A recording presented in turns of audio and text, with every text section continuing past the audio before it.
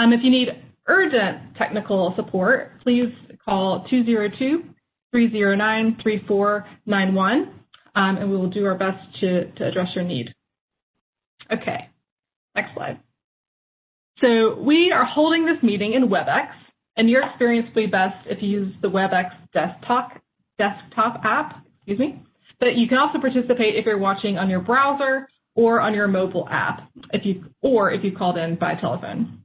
Everyone is on mute. You cannot unmute yourself, but we can unmute you during the question and answer period. This helps to ensure that the meeting runs smoothly and there are no auditory disruptions during the presentation. To request to speak when we get to the question and answer section, you need to raise your hand, and that's one of the features on the WebEx, and we're going to cover how to do that shortly.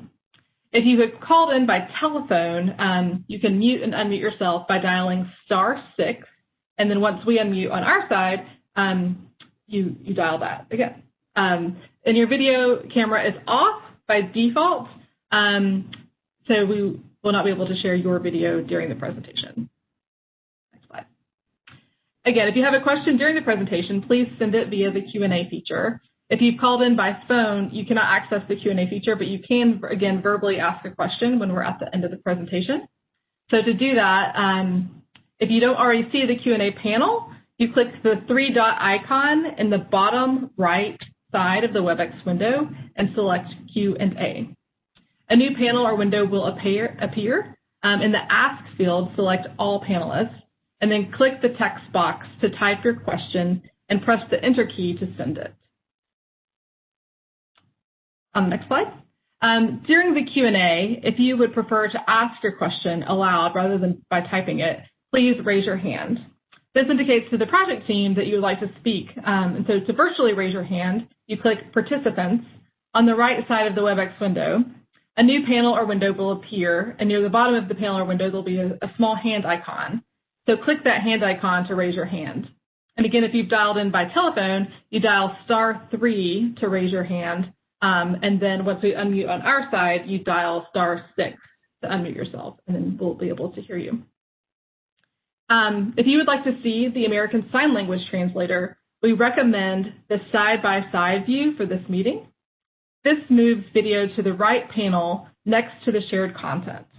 The active speaker will be in the larger box in the panel, and to change your view, you click the layout icon located on the upper right side of the main window, and you click side-by-side view on the second option of the list, and your view should look very similar to the image that you see on your screen.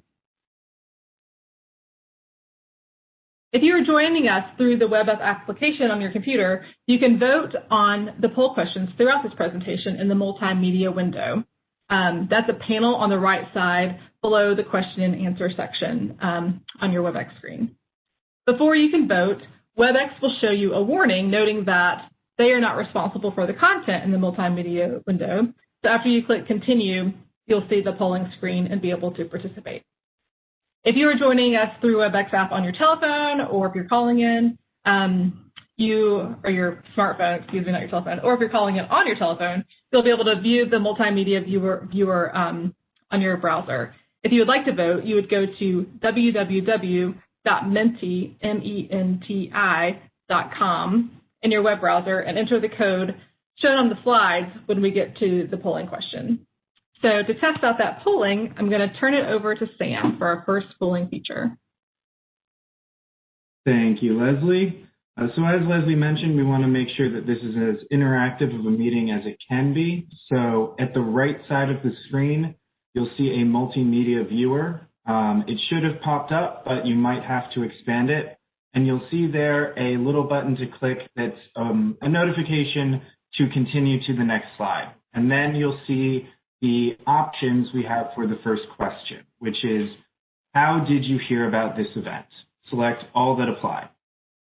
So we're hoping to find out how you heard about this event. We've been trying numerous different methods to spread the word about moveDC, and that we want to hear from members of the community as we put out our survey through the months of February and March.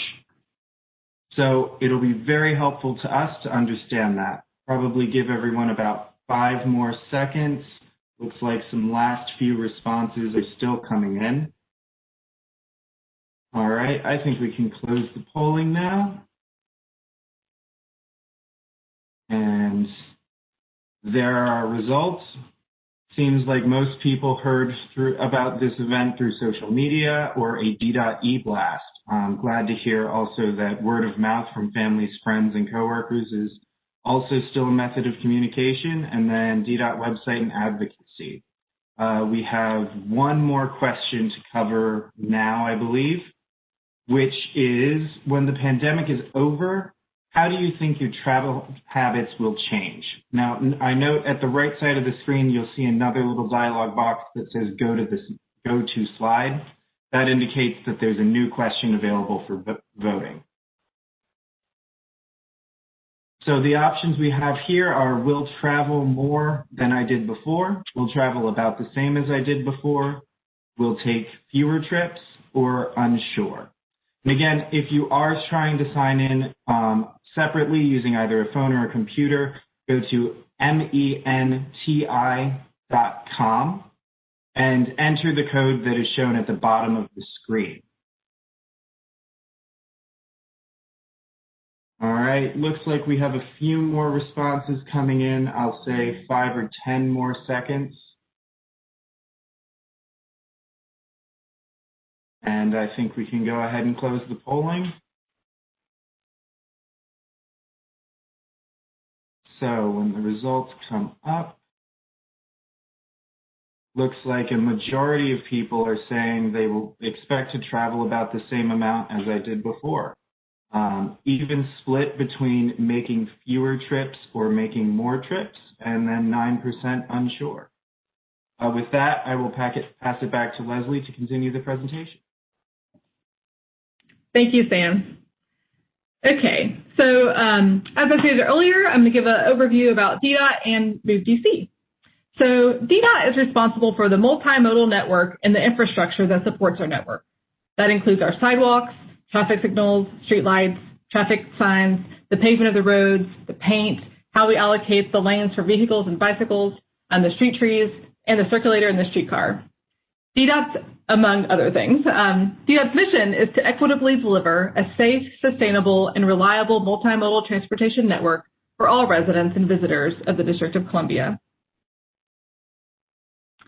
moveDC is D.E.'s plan that sets the 25-year vision for the transportation system in D.C. It's a federal requirement, and importantly, it also gives us an opportunity to engage with the public and stakeholders on our long-term goals. moveDC is used to guide and prioritize investments and development. It is updated regularly to reflect the evolving needs of the district. It was first completed in 2014, and the update that we are undertaking now will be released this year. moveDC builds upon and supports other district plans, such as Vision Zero, Climate Ready DC, Sustainable DC, the Comprehensive Plan, but it also takes into consideration and supports regional plans developed by the Metropolitan Washington Council of Governments, or Metro, and as well as other partners. But those other documents could be Visualize 2045 or the Metro Bus Priority Network. Again, moveDC influences the plans for investments and improvements to our transportation network that you use, including the public transit system, the bicycle and pedestrian amenities across the district, our traffic congestion, air quality, and equity. It prioritizes when and how the city will implement changes, and it helps D.E make trade-offs in the use of public infrastructure like our roads and sidewalks. It is D.E.'s intention that equity manifests in all of our goals and policies, and equity has been foundational to the process that we've been going through with moveDC. D.E.'s definition for equity includes 4 key areas: participatory planning and decision-making, shared and just system outcomes, attention to historically under-resourced communities, and overcoming those disparities. This graphic shows the timeline and steps in moveDC's update process. We completed public engagement for phase 1 back in last October and November. And during that phase, we conducted a survey on moveDC's draft goals and policies, and we also collected feedback on the draft mobility priority networks. We're currently in phase 2, so across February and March, and we're seeking feedback on the strategies or the actions that DDOT will take to achieve moveDC's goals.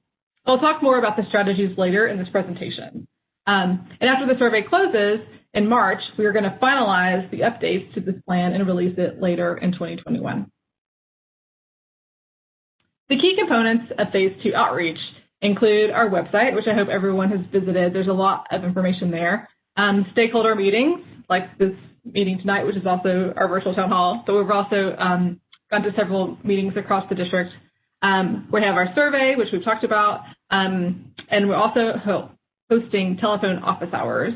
And ultimately, we'll have our 2021 update. I do want to make sure to note that you can call us anytime at 202-599-7371. We do have office hours every Thursday in February and March from 10 a.m. to 11 a.m. But if you call us outside of those hours, please be sure to include your contact information so we can get back with you. And you can also always email us at movedc@dc.gov. So this is the framework for moveDC. The largest bucket is made up of goals, and the goals are subdivided into policies, which are the broad statements that inform what steps we should take. The strategies are the specific actions we take to achieve those policies. And then the metrics measure how good of a job we are doing implementing our strategies. One example is our goal of safety. A policy that supports safety is designing transportation infrastructure to improve safety for all, focusing especially on our most vulnerable roadway users. A strategy under this policy is to implement at least 20 intersection improvements per year. And we can measure that strategy by tracking the number of intersections with improved turn phasing, the number of intersections where dual turns are eliminated, or the number of improvements at our complex intersections. I'm going to turn it over to my colleague Haley, and she's going to talk about what we have done to date.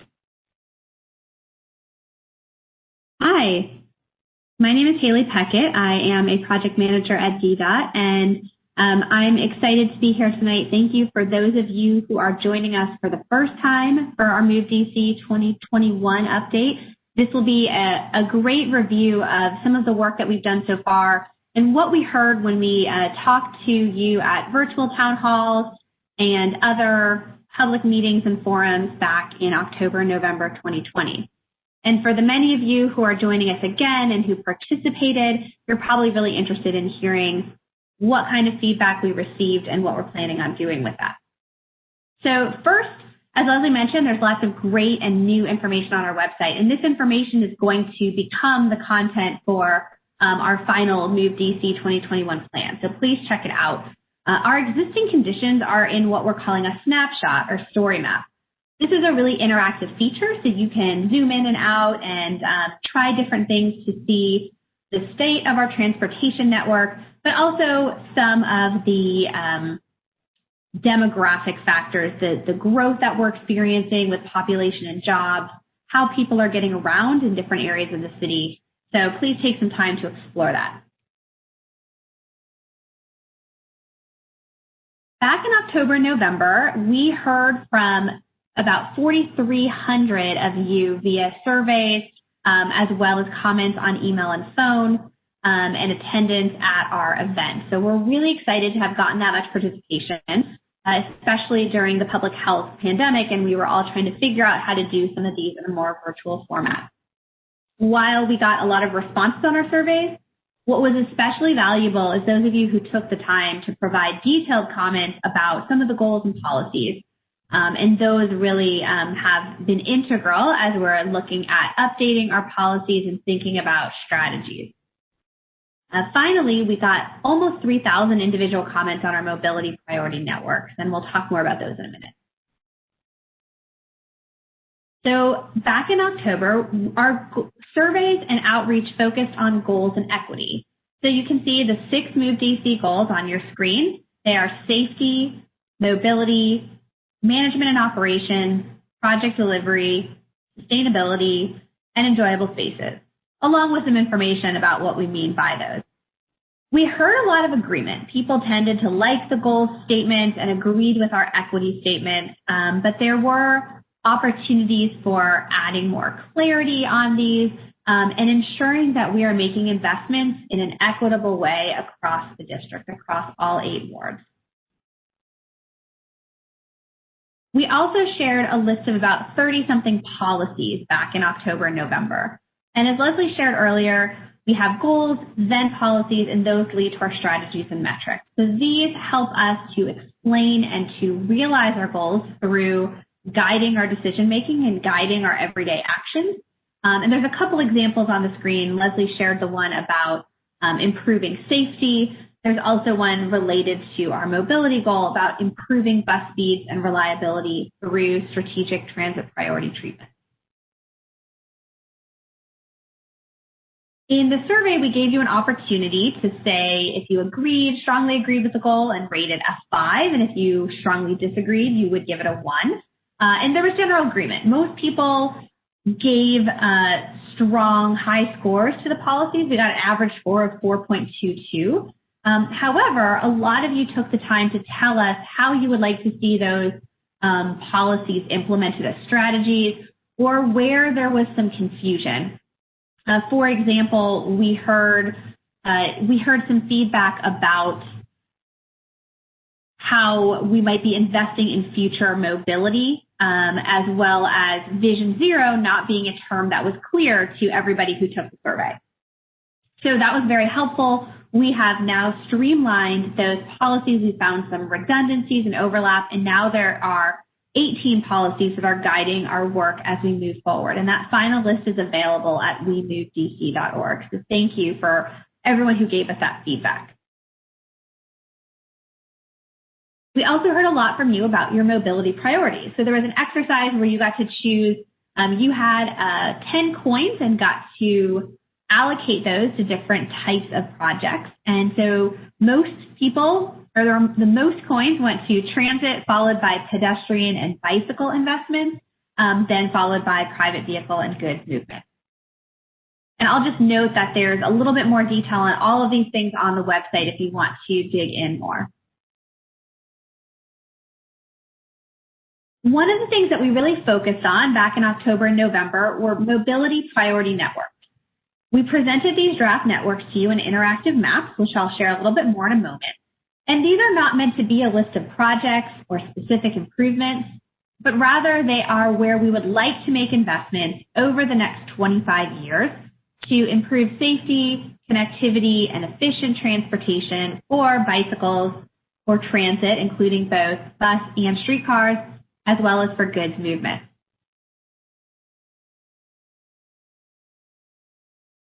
And the format for this was you could click on any individual road segment in the district. If it was on the network, you could say you liked it or didn't like it and provide comments on specific segments, or you could select a segment off of the network and say, please add this. And the questions were a little bit different for the freight network. So we received a lot of comments, over 2,800 comments, and you can see on this chart that most of the comments, so over 2,000 comments, were about the bicycle network. About 500 were on the transit network, and then under 100 for freight.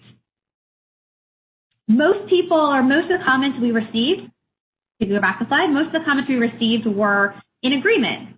Generally, people liked the segment included or thought we could add more and make our network even more robust. There were a few location-specific comments on improvements we can make to individual intersections or locations. And so we did a lot of things, or we are doing a lot of things with this feedback.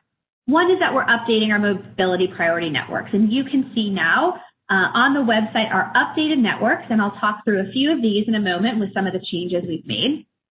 And these changes were in large part based on the comments we received. We're also sending these comments to project managers that are in our infrastructure, project development division, as well as our planning and sustainability division, as they are working on future projects.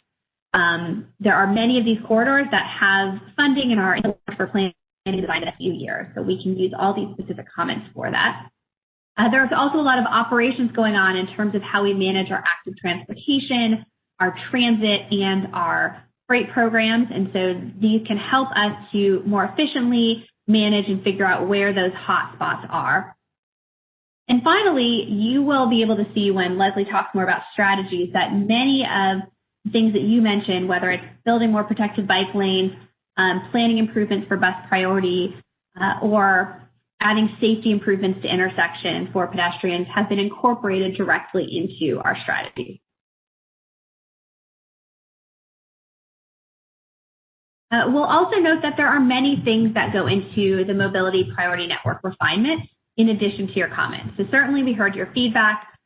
There are other planning efforts and safety assessments that have existed in the background, but really the biggest reason that where we may have received a lot of comments on a corridor but not made a change to the map was because there was a parallel facility, specifically a parallel transit facility that was adjacent or that was on the same corridor, and there's a bike facility on an adjacent corridor. So while we recognize that there are overlaps between some of our different modes, if we can provide a safe facility for cyclists that is protected and separated from dedicated facilities for transit, that is always ideal for greater safety and efficiency for both modes. And we recognize that we're not able to do that everywhere, but when we can, we try to do so. So here is a map of the updated transit priority network. You'll see that the areas highlighted in red are where we already have some bus lanes and priority treatments in existing conditions. And the dark blue lines are where we plan to put them in the future. I recognize it's a little hard to see on this map, so please look on the website if you can. I've highlighted that a couple of the areas that we added based on your feedback are 18th and 19th Street in Foggy Bottom, as well as an extension from Benning Road from East Avenue down to Southern Avenue, and then Southern Avenue down to Pennsylvania Avenue Southeast. And here's our updated bicycle priority network. You'll see a few changes to this map. So one, all of the lines that are in dark green represent our existing infrastructure. The lines that are in a dashed green, those represent projects or corridors where we have funding identified in the next 6 years. So either they're part of DDOT's 20 by 22 initiative, or they're part of large projects that are currently funded within our 2021 statewide transportation improvement program, which is the list of projects that is constrained with the funding sources we have available. Granted, this is as of January 2021, and funding is always subject to change. But we wanted to show those projects that we can work on in the short term, and then the purple lines, the dashed lines, are lines that we plan to build out, or that we, is our vision for building out over the 25-year life of the plan using future funding sources. As I mentioned previously, there are certainly some segments where we know there are overlapping priorities and where we need to put multiple nodes, priority modes onto one road segment. In some cases, the road is fairly wide, or we already have a design in place that would accommodate multiple priorities. And in other cases, we will determine the exact design in the planning and design process, where we can work with the community and key stakeholders in that corridor to ensure that there is a design that can meet the needs of the community.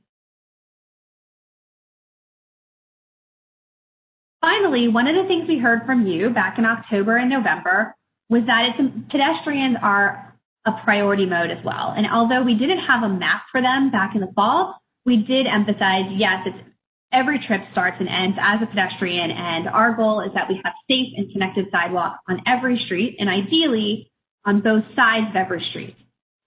So we are implementing this in a couple ways. One, you see a map that has the pedestrian friendliness index, and you can see that this is made up of the safety and connectivity of our sidewalk infrastructure, and you can see it is not equal throughout the district, so that helps us identify where we have more work to do. We also have some sidewalk condition data, and we have a sidewalk gaps map that has been posted on our website as well.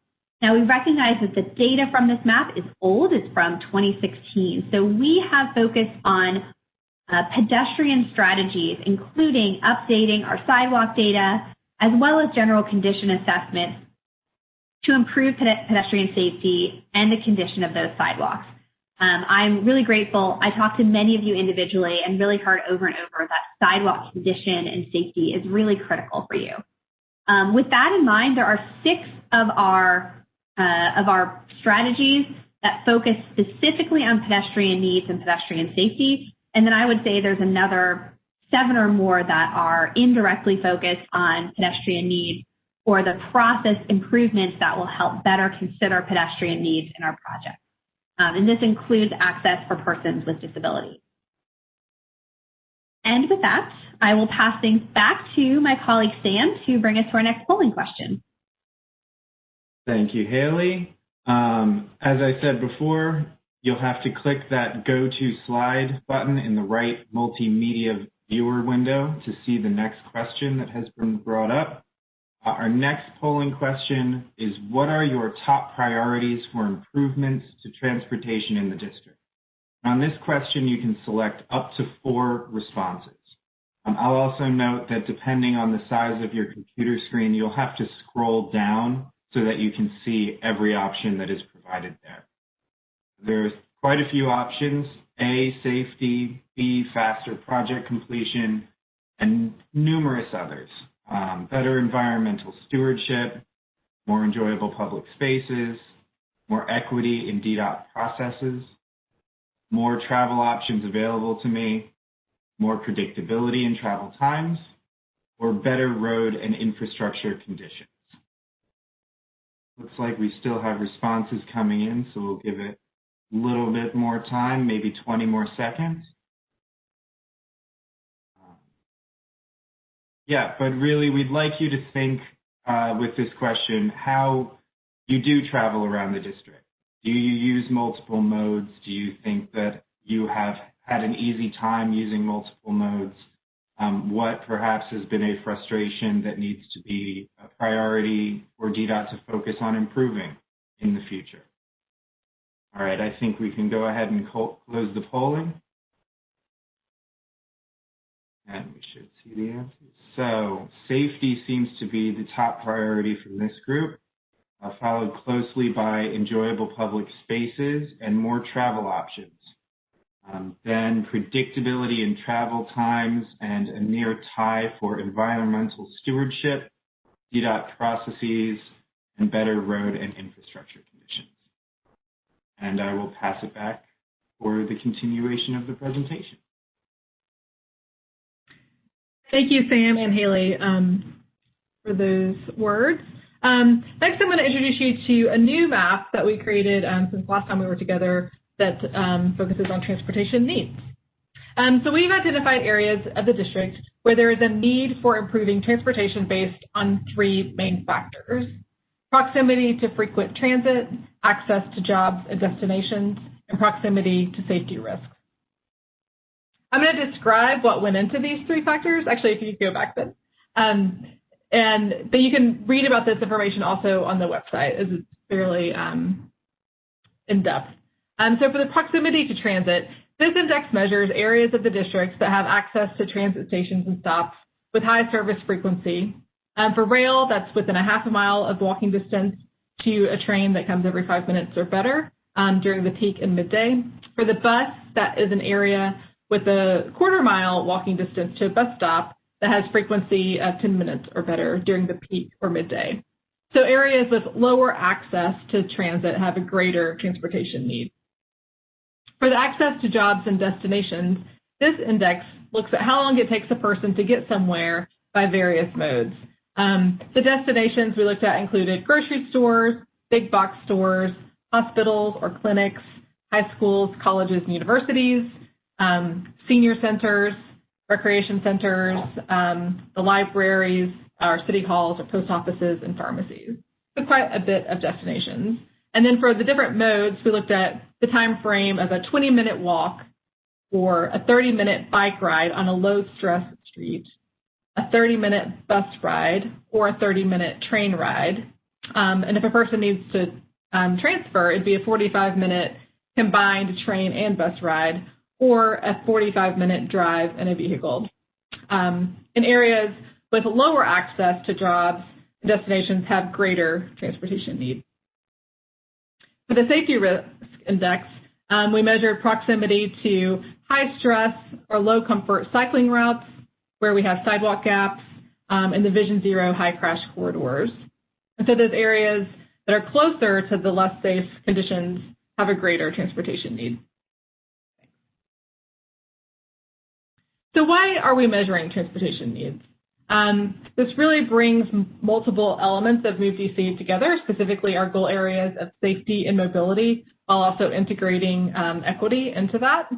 It provides guidance on where is the greatest need and where do we have opportunities to really improve. And it will help us prioritize our investments in projects and improve or strengthen the areas that have the greatest need and target the systems that have disparate outcomes so that we can have a more equitable transportation network. This slide shows a map of the district based on the index that I just described.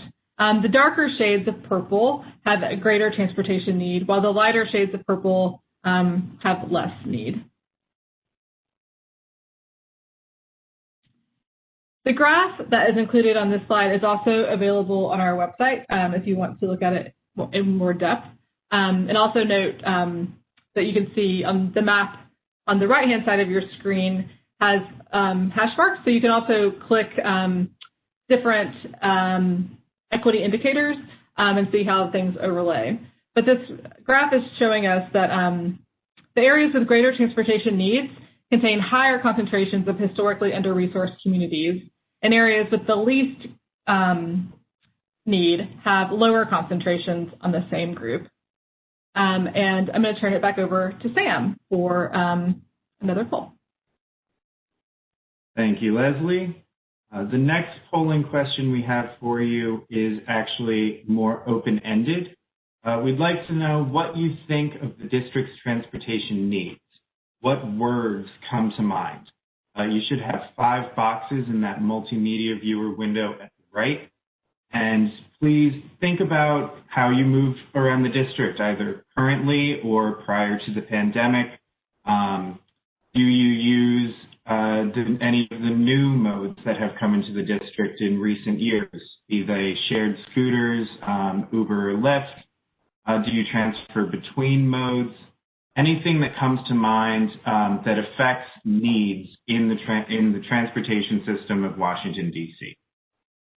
And what this will eventually generate is a word cloud, which we're hoping gives some insights into different things that people have ideas of needing improvement around the district. We still have some answers coming in. I'll say let's give it about 15 more seconds. Remember, you can list up to 5 words that come to mind.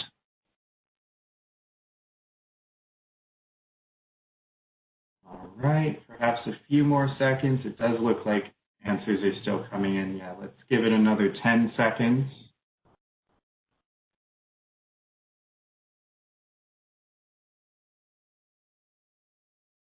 All right, I think we can go ahead and close the polling.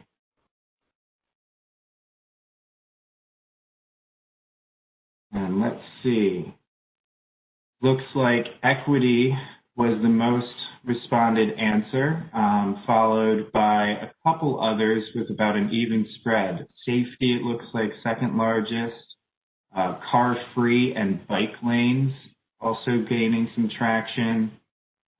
Streetcar, buses, and sidewalks also coming in with larger sizes. And I will pass it back to Leslie to continue the presentation. Thank you, Sam. Okay, next we're going to be diving into the strategies that are out. These strategies are again included in our survey, but before I do that, I'm going to remind us about our framework. So the draft strategies represent a comprehensive list of 40 actions that DDOT will undertake to meet our goals. Some of the things that we will be things that we study and assess, and some are improvements to existing practices, and some will be brand new initiatives. So again, last fall we had the survey really focused on our goals and policies, and so now the survey that we have out is focused on that list of strategies. The full list of strategies is located on our project website for you, and we've highlighted a few that we're going to walk through in just a moment to provide a variety of topics, including active transportation, transit, public space, data and technology, and DDOT administration. So this slide is a preview of how the strategies are presented on the website document, as well as the slides that we're about to go through together. It includes the full strategy statement is listed at the top third of the screen, but at the very top is a summary statement of what the strategy is about. It also includes a timeline. I think importantly, it notes some potential outcomes for you or for DDOT, depending on what type of strategy it is. And we've also highlighted what goal is related to the strategy, as well as any existing DDOT programs that will help us implement these strategies. So let's dive in. Every trip begins and ends as a pedestrian. DDOT must continue to make our intersections safer for pedestrians. DDOT's Vision Zero program has set the goal of having 0 fatalities and serious injuries to travelers of our transportation system. So DDOT's going to implement at least 20 intersection improvements per year. Typical improvements could be the leading pedestrian interval, improved turn phasing, the elimination of dual turns, or re-engineering a complex intersection. And this again aligns with our policy to design infrastructure to improve safety for all, focusing on our most vulnerable roadway users. And that was one of the ones that we used earlier as an example. We're going to continue the installation of our protected bike facilities. After we've met the commitment to install 20 miles of protected bike lanes by fiscal year 2022, we'll continue installing 5 miles of protected bike facilities annually. This increases safety for cyclists and improves connections between neighborhoods and includes the possibility to change the use of the available space on the road. And it aligns with our policy to integrate and expand the bicycle and pedestrian network to ensure safe, connected, and more equitable infrastructure for all users.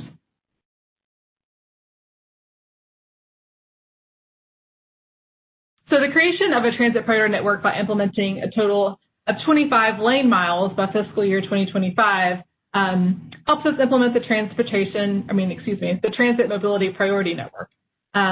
So again, we're looking to expand our dedicated bus lanes by implementing 25 lane miles by fiscal year 2025. This will improve on-time bus arrivals, allow faster bus trips, and it aligns with our policy to improve bus speeds and reliability.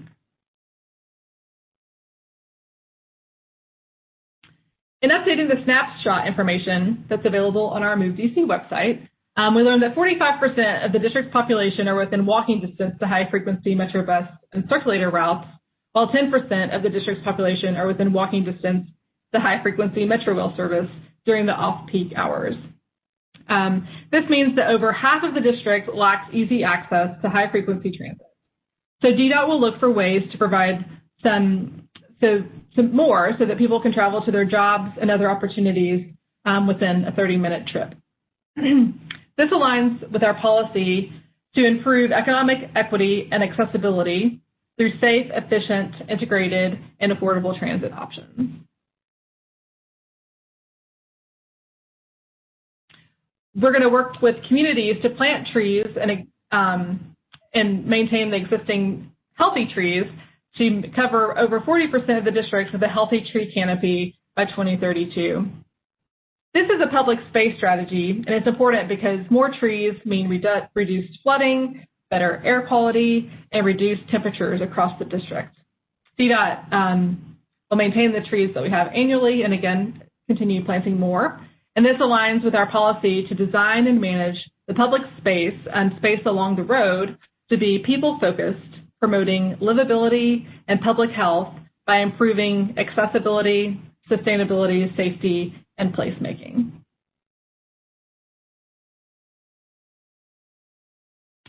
We're going to work to ensure that the private shared mobility operators distribute their services throughout all 8 wards and offer programs that encourage participation by low-income users. This strategy brings micromobility, like bicycles and scooters, to all 8 wards across the district and giving you more ways to get to and from a metro rail station or a bus stop or to wherever you're trying to go. It supports our policy to improve economic equity and accessibility through safety, efficient, integrated, and affordable transit options. DDOT is committed to assessing our projects for equity. We are going to use this assessment to improve our scopes of work and address the needs we identify in this moveDC update in our future projects. The transportation needs map we showed earlier is an example of a tool DDOT will use going forward to better understand where the needs are and inform our work to improve the accessibility and safety of our residents. And this aligns with our policy to evaluate the prioritization of policies, programs, services, and capital projects from the standpoint of greater equity. So I hope that this sample of our strategies was helpful so that you can also navigate looking at all of them on your own leisure time. And we do look forward to your comments. And I'm going to pass it back over to Sam. Thank you, Leslie. So now we have a little activity that still includes the polling multimedia viewer window. So if you go ahead and click continue to slide, you'll see the first of a few questions. The format of these is a slider bar. We're asking you to indicate how soon you'd like DDOT to implement these strategies that we are proposing to reduce greenhouse gas emissions. A, update district-owned bus fleet to be electric. B, determine the demand for electric vehicle chargers.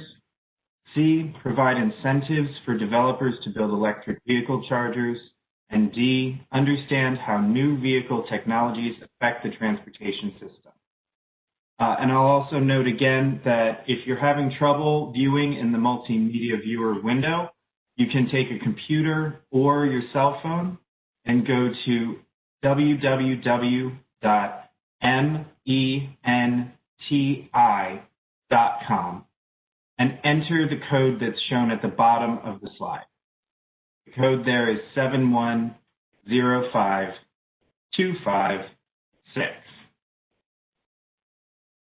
And it looks like we have a few more answers coming in. Let's give it another 5 or 10 seconds.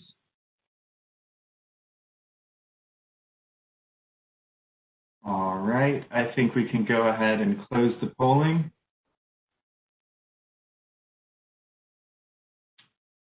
And it looks like we had an average of 2.9 for these 4 strategies, with update the district-owned bus fleet to be electric coming in at the highest, followed by understanding how new vehicle technologies affect the transportation system. And then tied are demand for electric vehicle chargers and incentives for developers to build electric vehicle chargers. We can move on to the next polling question, which is a similar format of the slider to indicate how soon you'd like DDOT to implement these strategies that expand the biking and walking network. A, improve safety and accessibility of sidewalks and intersections. B, install more protected bike lanes. And C, add more bike share stations and increase usage.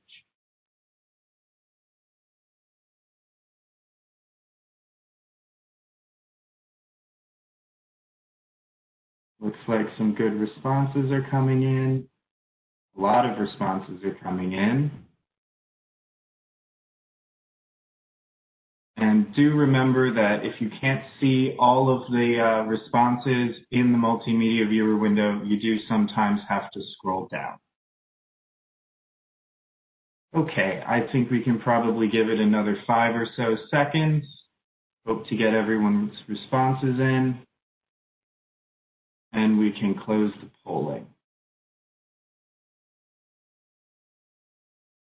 So a higher average score for these strategies at 3.9. Coming in at 4.4, improve safety and accessibility of sidewalks and intersections, followed by installing more protected bike lanes, followed by adding more bike share stations and increasing use. We can go to the next question now. Again, this is a slider format, and we'd like to know how soon you'd like DDOT to implement these strategies that improve public spaces. A, increase public art on streets and sidewalks, especially art that improves safety. B, plant more street trees. And C, improve walkability and amenities with more car-free zones and plazas.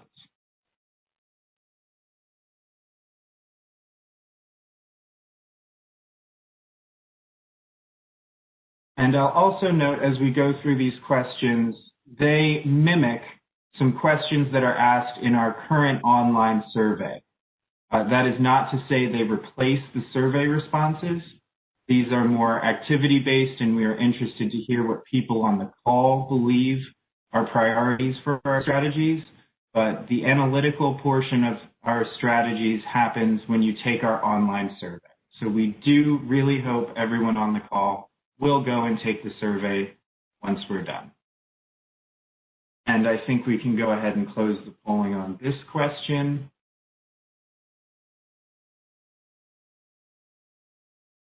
We have an average response of 3.6 for importance, with improving walkability and amenities with more car-free zones and plazas, followed by planting more street trees, followed by increasing public art on streets and sidewalks, especially art that improves safety. We can move on now to the last question. Here we're asking you to indicate how soon you'd like DDOT to implement strategies that improve safety. A, identify and fix roads that would benefit from removing a lane of travel. B, make intersections safer for pedestrians. And C, expand automated traffic enforcement on our roads.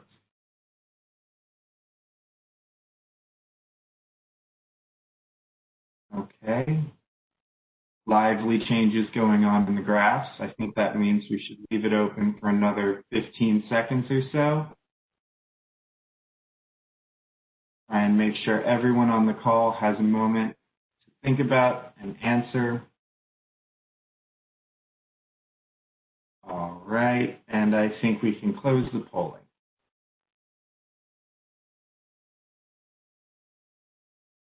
So for this question, we had an average response of 3.9, with making intersections safer for pedestrians getting the highest score, 4.6, followed by identifying and fixing roads that would benefit from removing a travel lane, and then expanding automated enforcement of traffic laws. I will hand it back to Leslie to continue the presentation. Thank you, Sam. So again, everybody, thank you so much for being here with us this evening. Beyond being here with us tonight, I wanted to remind you of a few other ways to also please be involved. Please take our survey. It's available right on the website landing page, and there's also a survey link there for your reference. And the survey will be open through the end of March, so you have a little bit of time to take it yourself and to tell all of your friends and family about it as well. And please know that you can also take the survey over the phone. If you'd like to do that, you please just call us and leave a message. Our number there is on the screen, 202-599-7371. If you leave your contact information and let us know you're interested in taking the survey over the phone, we'll call you back and do that. But you can also feel free to call and leave a message about other things you would want to talk about as well. If you call between 10 and 11 on any Thursday in February and March, so somebody from DDOT, likely Sam, myself, or Haley, will be there to answer the phone and talk to you directly. You can also email us with a general comment or question, but the message is definitely that we want to hear from you. So speaking of hearing from you, we're going to go into a question and answer session next. And so before we start that, I just want to remind all of us how to do that in WebEx. So if you have a question during the presentation, which I think people already have, you can send it via the Q&A feature. If you have called in by phone, you can't use that feature, but we'll talk about how to hear from you in one moment. So again, if you don't already see the Q&A panel, you click the three little dots in the bottom right side of the WebEx window and select Q&A. A new panel will appear, and then in the Ask field, select All Panelists and click the text box to type your question and press the Enter key to send it. If you would prefer to ask your question aloud rather than typing it, you can raise your hand. This indicates to us that you would like to speak. So to virtually raise your hand, you click the Participants panel on the right side of the WebEx window. A new panel or window will appear, and near the bottom of that panel or window, you'll see a small hand icon. You click on that icon to raise your hand. And then if you're on the WebEx app, we will unmute you. And then if you called in by phone, dial *3 to raise your hand, and then we'll recognize your number and unmute you on our side, and then you dial *6 to unmute yourself to speak. So with that, we can turn it over. I think Sam is going to be feeding us the questions. Yeah, thank you. So let's see. One of the questions we have received from Michael, is there, a reason why the streetcar was not included as an explicit option in the current survey for residents to voice support? No, I think we are focused on our bus priority program, so that is what is reflected in the transit mobility map. But we would love to also receive feedback and comments about the streetcar program as well. And I would just add to Haley that we've designed our mobility priority map for transit to be mode agnostic, recognizing that we have near-term plans to operate and extend streetcar, and we don't have funding in the foreseeable future for our Western extension, so we're mode agnostic in terms of where we want to make sure we dedicate that space to surface transit. Another question comes from Alex, hoping to understand, could you discuss how the mobility priority network frameworks fit within the Vision Zero Omnibus Act, which requires protected bike lanes and bus priority lanes be constructed whenever DDOT makes major road repairs? Sure, I can answer that. The mobility maps are a step for us towards improved transparency and helping us communicate where we're implementing our future bicycle and transit and freight networks, while also acknowledging that the projects themselves will go through their own project development process. And I would point out we do have some targets specifically for putting in a certain number of protected bike facilities per year. We also have guidelines that specify from the Federal Highway Administration as well as from the National Association of City and Transportation Officials on exactly where protected bicycle lanes are most appropriate. And these include areas on major arterials, minor arterials, and then the collector street depends on context. So we have a lot of this stuff like is already available in guidance from Federal Highway Administration and from NACDO. And so we plan to and can easily sort of publish a subset of our bicycle priority network that those criteria for where the protected lanes would be most appropriate. All right. Now we have a question from John. What steps is DDOT taking to get more feedback from a majority of residents, especially those who are not on social media and therefore may have not given you input on this plan? Thanks, John, for that question. We are definitely also putting up signs and posters around the District of Columbia to make sure that also people have an opportunity to see that this is happening, or advertisements around town to see that it's happening. And we also have advertisements on the radio. So we are definitely trying to get word out through advertisements as well as relying on social media. And we hope that you, John, will tell your friends and family, too, to continue getting the word out. All right. Now we have a question from Bob. Bob says, it feels like we build bike lanes in jigsaw puzzles. Is there a way for comprehensive routes, just like bus routes, to be employed in bike lane facility development? Sure, I can answer that one. One of the great things about being able to look at a 25-year plan is we can say, where do we want all of the bike lanes to be connected over the long term? As you probably imagine, there become opportunities to improve a street, maybe a few blocks or a mile at a time. And when we do that, we want to take advantage of adding safe bike facilities if it's safe to do so. And our active transportation planners are very aware of areas where there might not be a strong connectivity or where there might be a gap in the network. So we do our best when we're putting in a new facility to ensure that there is signage and connection to an existing facility. But we also use opportunities like moveDC to help us think about where those gaps exist and where we need to focus in the future so that we can make sure we put our resources into those critical gaps as much as possible. All right, the next question comes from Andrew.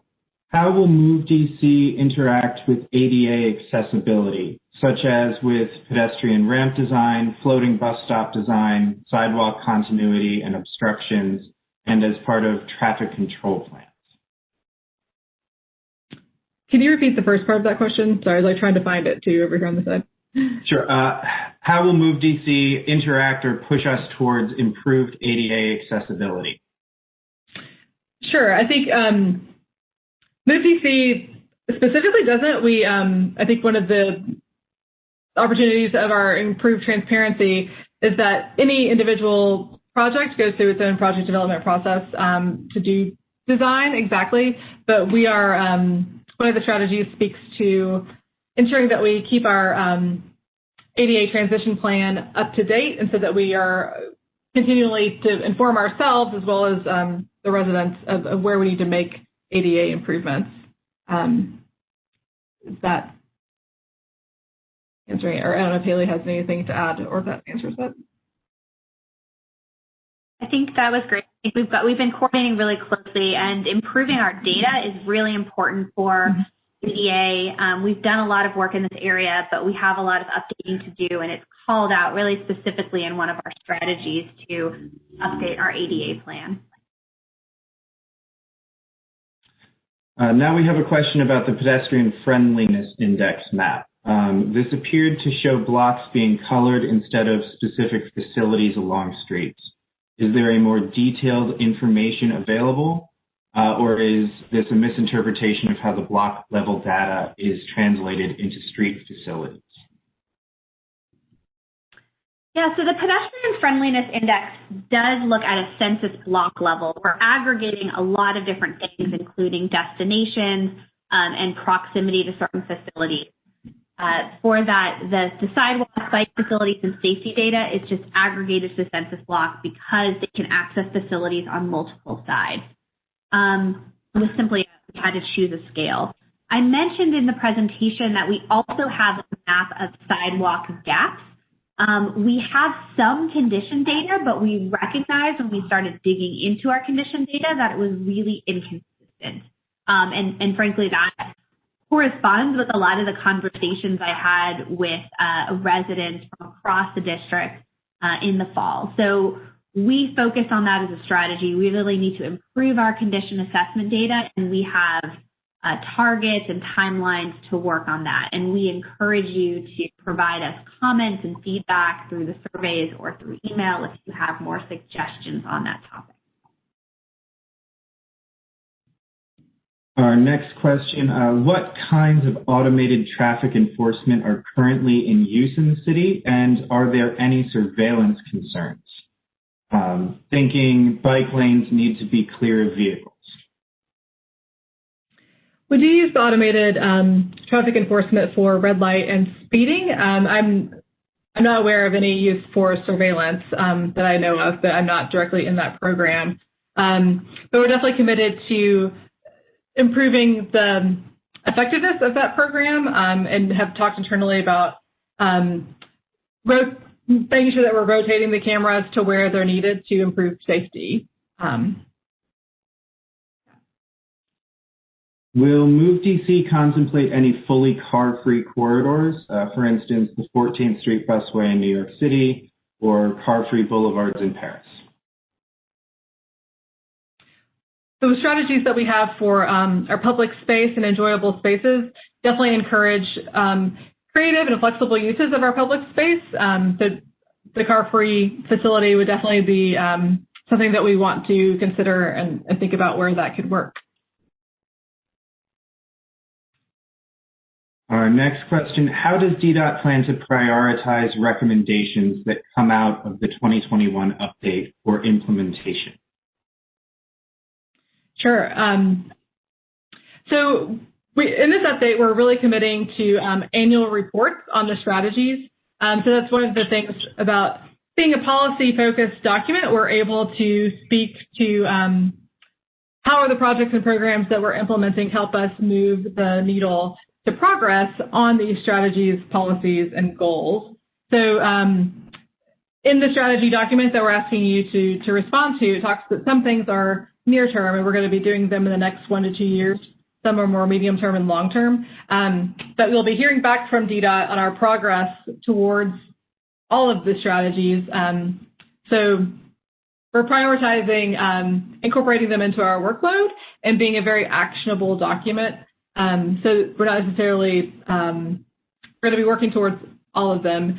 We're trying to gauge feedback on how they're resonating with the public. So that's one way to do that, is to see like what's the most important for implementation from your point of view. One question, is it always safe to add bicycle facilities and remove motor vehicle facilities? Is it always safe to say, sorry, can you say that one more time? I think that the commenter is noting that it is always safer, probably for the bicyclists and pedestrians, but really for users to remove motor vehicles from a road. We are constantly thinking about these trade-offs, and we recognize that in a lot of areas, goods movement, for example, does require motor vehicle use and is a critical economic activity, as well as many of our emergency vehicles. So it's something that we are weighing and looking at trade-offs, and as Leslie mentioned, car-free streets are absolutely in our toolbox. So we are looking at all of these, and at the level of a moveDC plan, we think we have some great strategies prioritized that will allow us to do these things, and would encourage you, if that's a priority for you, to take a look at our strategies with that in mind and give us feedback on where we could emphasize it differently. Relating to the freight mobility map, are there plans in moveDC to reduce the number of large delivery trucks on DC streets and incentivize smaller delivery vehicles or electric cargo bikes? That's a great question. But in terms of our map, sorry, do you want to enter? No, okay. I was going to say that in terms of our map, we don't have specific areas on the map that talk about the size of the vehicle. We actually have strategies that talk about providing and maintaining safe routes for trucks, as well as looking at ways to incentivize lower VMT and more sustainable policies for goods movement. Goods movement is really critical as we think about our city and its economic vitality and being able to get all the things that we want and need for our life. But smaller vehicles is one option. There's also ways for efficiencies in terms of vehicles and providing different hierarchies of curbside uses to better accommodate the vehicle needs. How will the Ensure Equity in DDOT project strategy be implemented, especially to ensure that investments made in historically underinvested communities are not just highways and high-speed roads, which tend to decrease pedestrian safety? Sure, that's a great question. So I think the first step to that is I think the transportation needs map will be something that is a reference point for DDOT staff as well as the public to make sure that we're getting that context of accessibility, safety, and proximity to transit.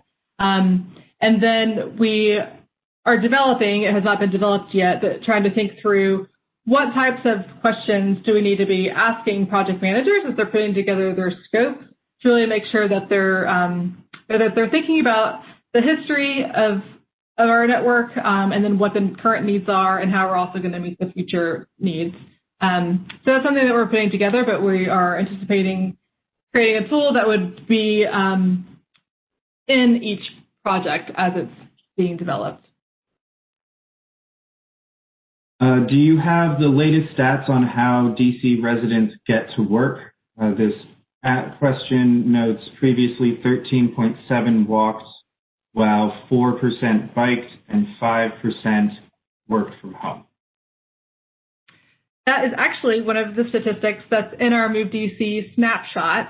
So you can interact with that information either on a story map or download a PDF and look at it that way as well. But I just pulled it up too. So for walking, for instance, I think the commenter had it already right. From 2010, walking was 11.9 to 2018, 13.1% of our commuting mode. And then biking went from 2.2% back in 2010 to 4.5% in 2018. So we're improving, and we want to make it easier to make that choice going forward. All right. Does the plan or strategies included address converting existing bike lanes to protected bicycle facilities? And would such a conversion count towards the 5 miles per year goal? I think the short answer is yes and yes. I would defer to our active transportation planners on the details of this. They have looked at where they are able to reach the goals in terms of the miles per year and where they see as the greatest opportunities on the ground in the near term. And we have worked really collaboratively and looked at all the detailed feedback, all 2,000 plus comments. And I think that they were very open-minded and wanted to add a lot of new corridors to the maps based on the feedback received. So I think there is a lot of excitement about where those can be. And in some cases, it's adding protected bike lanes where it's currently an incomplete or an unprotected lane. I think there's a couple examples that are being shared with AMCs in the next few weeks. So I don't want to jump the gun before it's shared, but there's a lot of these projects in the works. All right. Another question. Blocked bike lanes are a huge problem in Washington. Besides adding protected bike lanes, are there other plans or ideas to address this issue? I think we have a strategy that really speaks to making sure that we are using all the toolbox tools that we have on curb use as well, which I think could help alleviate some of the blocking of bike lanes and double parking. So the strategy that speaks about making sure that we really understand the different contexts that each neighborhood need of what they need along their curb and how we can make improvements to that is one way to do that. Another question. Do you weight survey responses based on race and income to account for the district's demographics? We have not weighted any of the responses. For the survey exact response, we reflect what the answer that was given. And then for the comments that we received in the open-ended comments, both on the survey and for the mapping exercise last fall, we reviewed every comment that we received, either directly through the online application or if it was emailed in or called in. So we read and thought through every response received. Another question related to automated enforcement. Some DDOT cameras have aim-able real-time capability. What will be done to enforce traffic speeds and weight laws or cars and bus lanes? The public meeting for 16th Street bus lanes last night left the impression that nothing was currently being planned for enforcement. Thanks for that question. So WMATA is one of our excellent partners, and as I understand it, they are planning to study automated bus lane enforcement this year, so more to come. Another question, why do we have a circulator that competes with Metro? Why not strengthen the existing Metro bus system for the benefit of the region when the circulator serves a smaller population? I think that there are, oh, sorry, go ahead, Haley. I was going to note that the circulator was originally started to fill in routes and gaps in the Metro bus network. And there's a lot of details in terms of who funds those local Metro bus routes as well as circulator routes. It's something that is a robust and generally there's a lot of customer satisfaction with the circulator routes. There's certain routes that are popular with tourists, such as the Mall route, and there's been a lot of responses. We recently did a transit development plan to expand circulator to Ward 7 and got a lot of positive responses and feedback about having new transit options there. So generally redundancy and additional service in terms of transit, encouraging mode share is great, and certainly welcome your feedback, especially in the context of our moveDC policies and strategies if you have other things you want to share for us about our bus service. How does moveDC deal with funding constraints or trade-offs in the use of space? For example, allocation of road space to bike lanes, but the possible generation of congestion.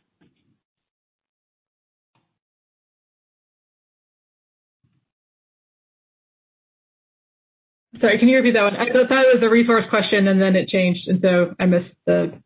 The question is dealing with how will moveDC deal with account for funding constraints or trade-offs in the use of space. For example, if you allocate more road space for bike lanes, it might generate more congestion. Okay. I'll try this and see if it answers the question that the person is asking. So moveDC is an unconstrained document. It's our long-range plan, and with the intention of being aspirational and pushing ourselves forward. And then there's a direct connection to our STIP that Haley spoke about earlier, as well as our overall budget formulation. So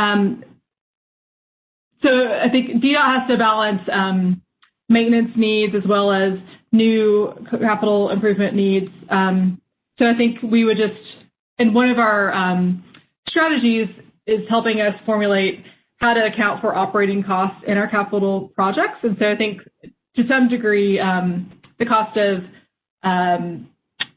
traffic management would be incorporated into that. So I guess I think that speaks to that. And I would just add really quickly, that was a great answer, Leslie, that there's also some really fun opportunities in the survey to think about trade-offs. So trade-offs in a couple different ways. We are thinking about trade-offs all the time at DDOT. So you get to take on our jobs and tell us how you would make those trade-off changes, including current asset maintenance versus long-term management. And speaking of trade-offs, one of the things in the survey that does come up is related to trade-offs in curbside space for vehicle parking versus different, more, I don't know if non-traditional uses or just more multimodal uses. And that addresses one of the questions I saw in the queue about how we're addressing parking. So please take a look at the survey. I would also point you to several of our strategies where we focus on a couple of new things that we're doing. So one is a curbside management hierarchy, which gives us different tools to use in somewhere like downtown versus a lower density residential district, so that we prioritize certain types of parking or not prioritize parking in the case of the downtown core. and also to expand and establish an implementation plan for a demand-based parking policy.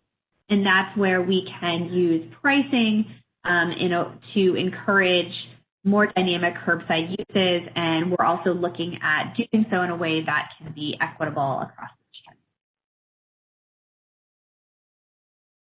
district.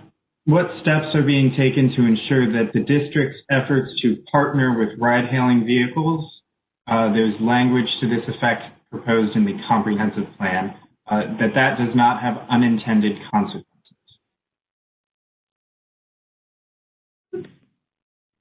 Sorry, I just hit something that lost my screen. That is also spoken to in one of our strategies as well, that we're making sure that we understand the impact of those.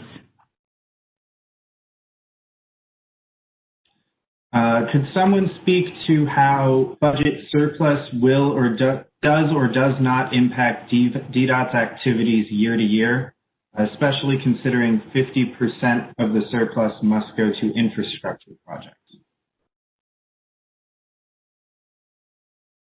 I'll let Leslie answer that one, but while she gathers her thoughts, I just want to remind folks dialing in by phone, if you would like to raise your hand to ask a question, please dial star and 3 to raise your hand, and then we can call on you, and you will need to dial star 6 to unmute yourself.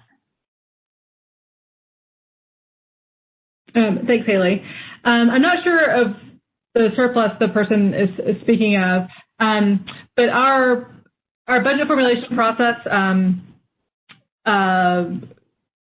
is along with the mayor's overall for the district's budget formulation process, and that's where we assign our dollars to projects that will help us implement moveDC.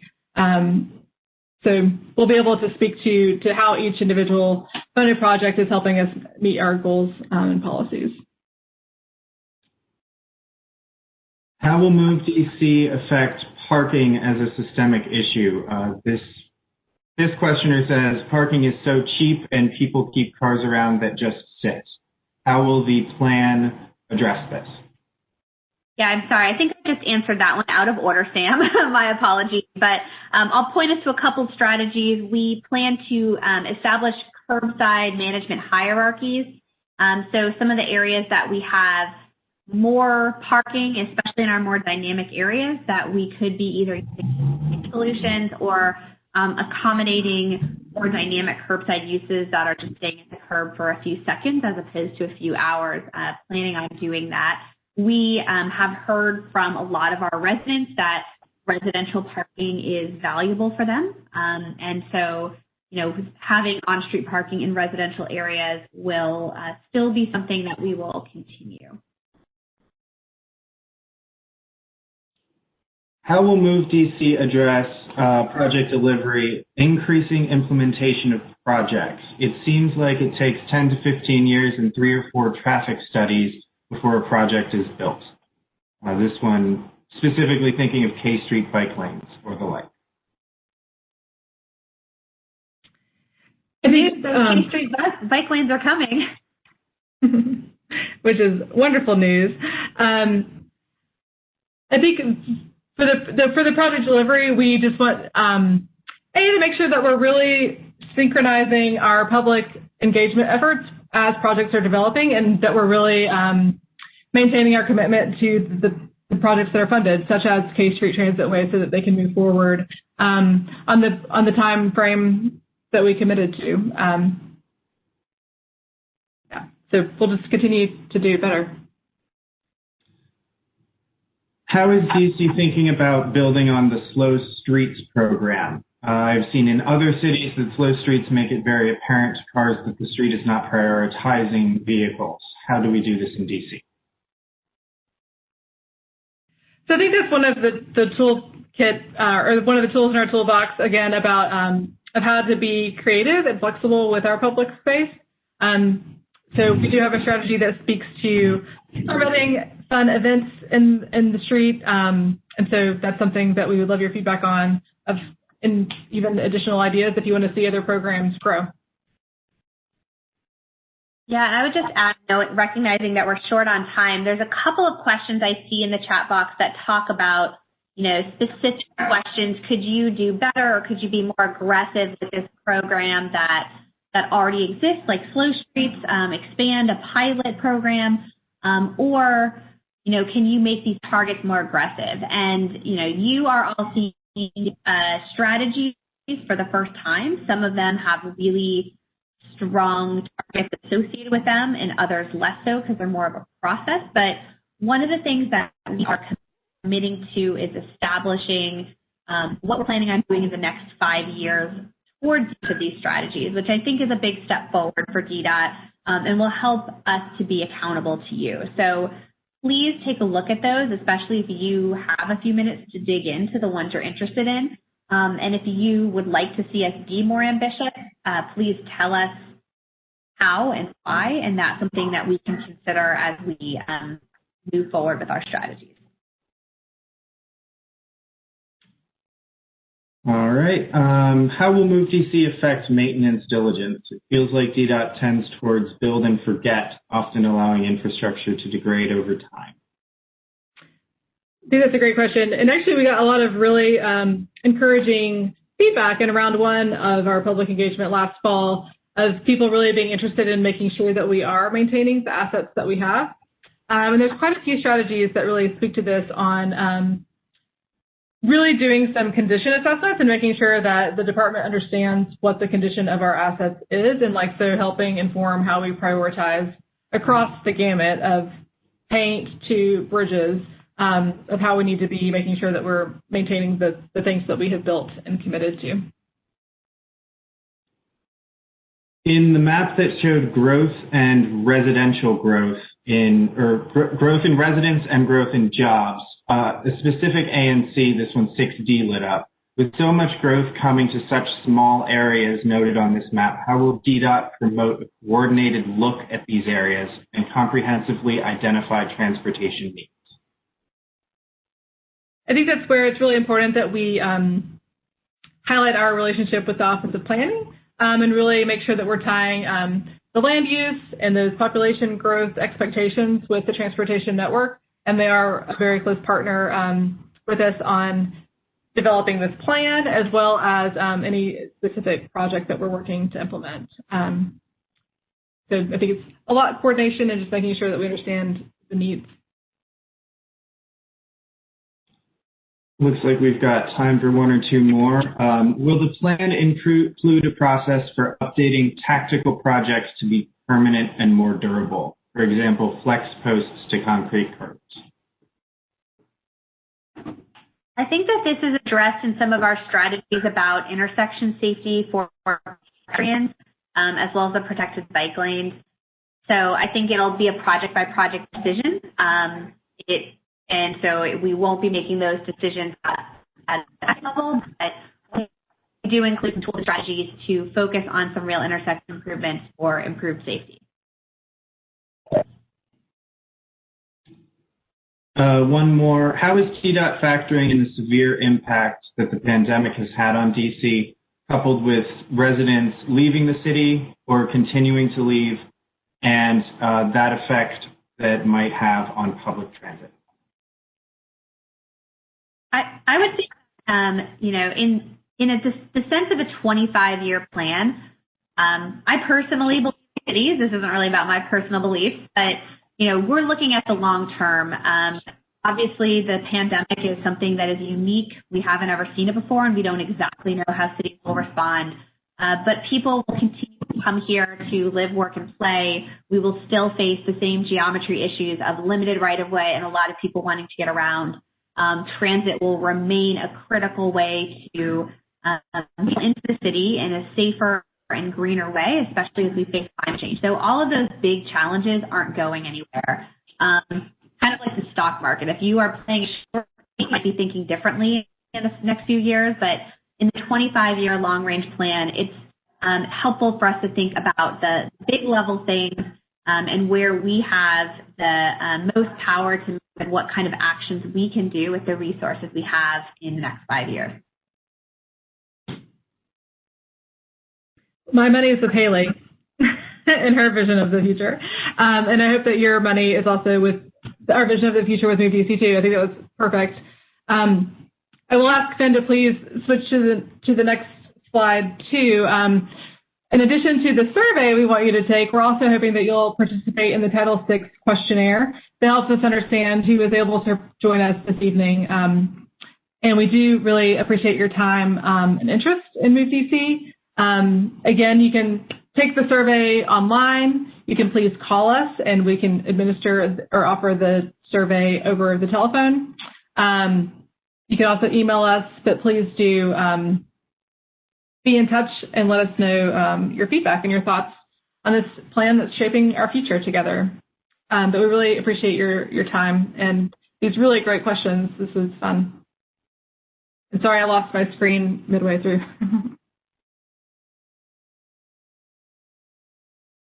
So with that, we are adjourning, but please do take the Title VI questionnaire, and we'll be together again on Thursday at 1:30 if you want to. It'll be the same presentation, but if you would like to participate again, or you can also feel free to email us, call us, or take the survey directly. Thank you. Thanks, everyone.